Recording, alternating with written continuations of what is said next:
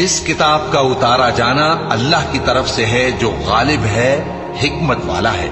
اے پیغمبر، ہم نے یہ کتاب تمہاری طرف سچائی کے ساتھ نازل کی ہے، تو اللہ کی عبادت کرو، یعنی اس کی عبادت کو شرک سے خالص کر کے۔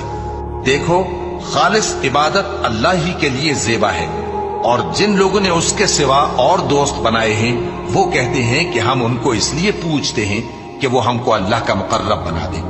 تو جن باتوں میں یہ اختلاف کرتے ہیں اللہ ان میں ان کا فیصلہ کر دے گا۔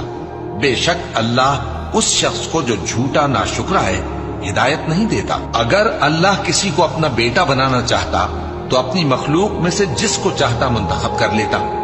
وہ پاک ہے، وہی ہے اللہ جو اکیلا ہے، بڑا زبردست ہے۔ اسی نے آسمانوں اور زمین کو تدبیر کے ساتھ پیدا کیا ہے، اور وہی رات کو دن پر لپیٹتا اور دن کو رات پر لپیٹتا ہے، اور اسی نے سورج اور چاند کو کام میں لگا رکھا ہے، سب ایک وقت مقرر تک چلتے رہیں گے۔ دیکھو، وہی غالب ہے، بخشنے والا ہے۔